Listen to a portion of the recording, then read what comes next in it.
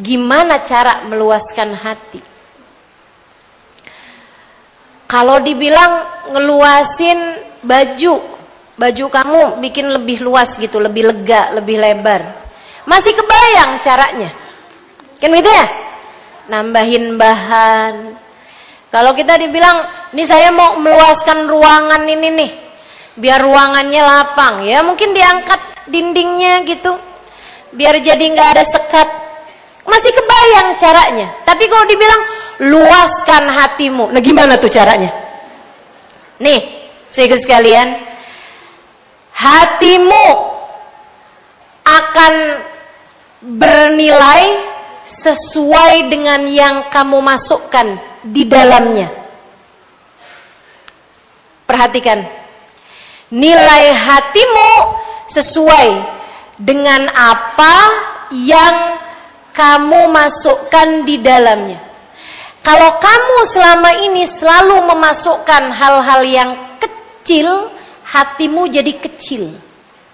Kalau kamu sering memasukkan hal-hal yang kotor, hatimu jadi kotor. Kalau kamu sering memasukkan hal-hal yang besar, hatimu akan besar. Semakin besar, semakin besar. Ketahuilah, tidak ada yang lebih besar daripada Allah Subhanahu. Maka kalau kamu pengen hatimu luas, hadirkanlah Allah di dalamnya. Senantiasalah mengingat Allah dalam hidupmu. Hatimu luas. Senantiasalah menyebut Allah dalam hari-harimu. Fahamilah, tidak ada siapapun di atas muka bumi ini melainkan hambanya. Fahamilah, tidak ada suatu kejadian terjadi di atas muka bumi ini kecuali atas kehendak darinya. Semua kejadian adalah darinya. Semua manusia adalah hambanya. Semua yang ada di atas muka bumi ini adalah miliknya.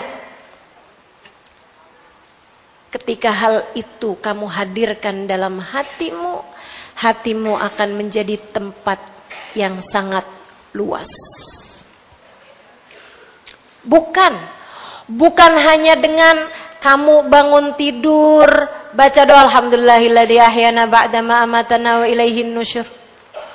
Itu kamu harus kerjakan, betul. Tapi bukan hanya sekedar itu gitu. Bukan hanya sekedar kamu keluar rumah baca bismillah amantu billah tawakkaltu 'ala Allah la haula wala quwata illa billah. Meskipun kamu harus juga melakukan hal itu. Bukan hanya sekedar sholat 5 waktu kamu kerjakan, kamu ingat Allah Subhanahu wa taala. Bukan hanya itu. Meskipun jangan ada di antara kita yang berani-berani meninggalkan sholatnya. Akan tetapi pengen hati luas, bukan hanya dengan lisanmu membaca zikiran-zikiran atau bacaan-bacaan semacam itu. Karena ini masalahnya bukan masalah lisan, melainkan masalah hati. Terus gimana caranya? Ingat Allah. Ingat Allah. Lihat anak, ingat Allah. Hadiah yang Allah berikan dalam hidupku. Kelanjutan sujudku. Kelanjutan doaku di saat nanti aku sudah masuk dalam alam kubur. Anak-anakku setiap kali sholat pahalanya mengalir juga ke dalam amal kuburku. Kalau nanti saya meninggal dunia, anak-anak saya adalah penerus sujud saya. Adalah orang-orang yang akan mendoakan saya sebagai ibunya. Maka kamu berakhlak kepada anakmu. Kamu menyayangi anakmu. sebagai bagian dari jalinan hubungan antara dirimu dengan Allah Subhanahu wa ta'ala. Kamu gak akan berani mukul anakmu, sebab kamu faham, anakku memang lahir dari rahimku, akan tetapi anakku bukanlah milikku, ia miliknya Allah. Ustazah, anak saya kan punyanya saya. Emang iya? Bu, apakah kamu diajak rembukan ketika Allah Subhanahu wa ta'ala menciptakan janin dalam rahimmu itu? Gak ada. Gak dimintain rembukan, gak ditanyain kamu pengen anak kamu umurnya sampai berapa, kamu pengen anak kamu hidungnya mancung apa keluar apa ke dalam. Kamu gak ditanya sama Allah Subhanahu wa ta'ala. Dia lahir seperti yang Allah Subhanahu wa ta'ala inginkan. Bahkan kamu gak tahu kapan anakmu akan lahir. Kamu bahkan gak ikut-ikut serta dalam membentuk wajahnya, membentuk anggota tubuhnya, apalagi mengaturkan nasib hidupnya. Sebab anakmu bukanlah milikmu, anakmu adalah miliknya Allah Subhanahu wa ta'ala. Maka ingat Allah dalam saat kamu menghadapi anak-anakmu, akan membuat hatimu jadi lebih luas ketika menghadapi anakmu, terutamanya saat kamu menghadapi suamimu. Bu, suamimu memang suamimu. Iya, betul. Ada ada surat nikahnya. Ada surat nikahnya. Betul. Suamimu adalah suamimu. Akan tetapi ia bukan milikmu. Ia milik penciptanya. Namanya Allah. Dan Allah telah menjadikan suamimu adalah jalan surga bagimu. Ingat itu terus. Ingat itu terus. Katanya baginda kita Nabi besar Muhammad kepada seorang sahabat wanita, sahabat perempuan. Ada seorang sahabat Ansar perempuan ya, sahabiah, bertanya beberapa hukum fikih kepada baginda kita Nabi besar Muhammad. Habis selesai dia nanya, dijawab Nabi. Nabi kemudian tanya, "Amutazawwijah anti? Apakah kamu sudah menikah?" Perempuan tersebut menjawab, "Bala ya Rasulullah, ini imra'at fulan bin fulan." Ya wahai Rasul, saya sudah menikah, saya adalah istrinya fulan bin fulan. Nabi senyum padanya, kemudian bertanya, "Kaifa anti bih?" Ini hadis saya jadikan sebagai hadis paling penting. Saya berusaha menjadikan hadis ini sebagai pemandu saya dalam saya berumah tangga. Ini hadis saya ingin menuliskannya. Sebelumnya malah saya berencana untuk menuliskannya di dinding kamar kami. Cuman saya takut suami saya kegeeran. Jadi saya pun menuliskannya di dalam dinding hati saya. Semoga tidak pernah bisa terhapus. Saya berusaha untuk selalu mengingat-ingat hal ini dalam urusan bagaimana saya menghadapi pasangan hidup saya itu. Teman-teman sekalian saya muliakan, Nabi nanya, "Kaifa anti bih?" Bagaimana kamu terhadap suamimu? Saudara sekalian, sangat mungkin juga jika kamu berjumpa dengan Nabi Muhammad atau sekurangnya, bayangkan andai kamu jadi sahabat Nabi Muhammad, hidup sezaman dengan Nabi Muhammad, teman-teman saudara sekalian, sangat mungkin juga untuk pertanyaan yang sama diajukan oleh Nabi kepada kita. Kamu udah nikah, Halimah? Udah, Rasul. Saya istrinya Fulan bin Fulan. Saya nggak mau sebutin nama suami saya. takut langsung pada googling. Saudaraku sekalian saya muliakan, Nabi kemudian akan kembali balik bertanya, dan itu sangat mungkin terjadi kepadamu. Kalau kamu ditanya sama Nabi, kamu udah nikah? Udah Rasul? Saya istrinya Fulan bin Fulan. Nabi pertanyaan berikutnya akan kira-kira sama tuh. Kaifa anti bih? Bagaimana kamu menghadapi suamimu? Saat itu kira-kira apa jawabanmu? Apakah kamu bisa menjawab seperti jawaban dari seorang perempuan sahabiah ini? Dia bilang, ya Rasulullah, saya selalu taat padanya sekemampuan saya.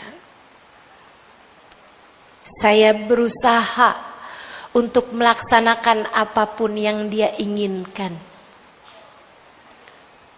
Dan saya akan minta maaf padanya terhadap apa yang saya tidak mampu lakukan. Ya Rasulullah, saya junjung, saya muliakan suami saya di atas kepala saya. Saya hormati, saya sayangi dia sekemampuan saya, wahai Rasulullah. Ada nggak di antara kita yang berani jawab kayak begitu tuh? Kayaknya sih kalau kebanyakan dari kita kalau ditanya sama Nabi nih, gimana kamu sama suami kamu? Gitu deh Rasul. Atau mungkin malah kita akan nyari pembenaran. Dia juga gitu soalnya Rasul. Kita tuh suka bilang, bagaimana mungkin saya menjadi Khadijah jika suami saya bukan Nabi Muhammad sallallahu alaihi wasallam? Gimana saya bisa jadi kayak Fatimah? Suami saya nggak kayak Ali bin Abi Thalib. Suaminya juga ngomong gitu.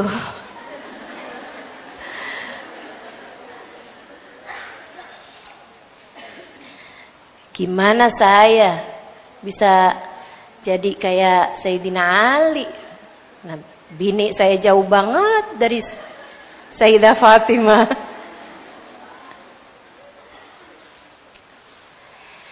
Teman-teman saya sekalian, saya muliakan, Nabi ketika mendengar sahabat perempuannya berkata seperti itu, Nabi lebar senyumnya. Nabi berbinar matanya. Nabi senang banget sama umatnya perempuan yang menjadi istri yang solehah bagi suaminya. Kamu, kalau penting bagimu untuk di akhirat ada di belakang Nabi Muhammad, dan kamu adalah seorang istri, berusahalah jadi istri yang soleh. Saudara sekalian, sesudah itu Nabi Muhammad berpesan padanya. Pesan yang sangat indah. Itu tadi, rasa-rasanya pengen saya tulis di dinding kamar saya tuh. Cuman takut bikin suami saya terlalu besar kepala gitu. Dia bilang begini nih, Nabi Muhammad SAW bersabda, katanya baginda kita alaihi salam, "Fanduri ilaih fa innama huwa jannatuki wa naruki." Perhatikan betul bagaimana perlakuanmu kepada suamimu. Ia adalah jalan surga bagimu. Ketika kamu menghormati dan menyayanginya, jalan neraka bagimu ketika kamu menyia-nyiakannya. Jalan surga bagimu ketika kamu hormat dan kamu memuliakannya. Jalan neraka bagimu ketika kamu menyia-nyiakan dan selalu menyakiti hatinya. Saudariku sekalian yang saya muliakan, lihatlah Allah dalam diri suamimu, akan menjadikan hatimu lapang. Lihat Allah dalam diri suami. Jadi tiap lihat suami nih, ini dia laki-laki yang telah Allah pilihkan untuk menjadi pembawa kunci surga saya. Jalan surga kita teman-teman. Jalan surga kita. Jadi kalau ngelihat suami lagi sangat menyenangkan, surga adem emang, menyenangkan emang nih surga, bener-bener nih. Kalau suami lagi menyebalkan, surga emang berat. Enak tuh ngelihat Allah dalam diri suami kita teman-teman. Karena memang sejatinya seperti itu gitu. Ustazah, suami jalan surga, tapi dia aja nggak sholat. Kan saya bilang jalan surga, belum tentu dia masuk surga. Jalan surgamu teman-teman, jalan surgamu. Bisa jadi belum tentu dianya masuk surga, tapi jalan surgamu. Emang bisa Ustazah jalan surga tapi dia nggak masuk surga? Bisa. Asia tuh istri solehah, suaminya Fir'aun, dia bisa jadi istri yang solehah, Allah masukkan dia ke dalam surga. Suaminya kayak begitu, ngaku dirinya sebagai Tuhan, emang masuk surga? Enggak. Jadi salah satu dari orang-orang yang akan Allah hancurkan di dalam neraka. Jadi saudariku sekalian, jangan lihat suamimu sebagai suamimu, ataupun jangan lihat suamimu sebagai bapak dari anak-anakku. Nggak cukup. Kamu harus lihat suamimu sebagai seseorang yang Allah telah pilihkan untuk menjadi jalan surga bagimu. Dan memang pilihan Allah tuh nggak salah. Makanya adik-adik yang belum nikah, saya sarankan padamu, saya tekankan padamu, jangan pacaran. Kenapa gitu? Karena kalau kamu pacaran, Dek, kamu membatasi pilihan Allah untuk menjadi jodohmu. Jadinya kamunya menikah cuman pengennya sama dia doang. Mama, nikahkan saya dengannya, Mama. Saya tak sanggup hidup tanpanya.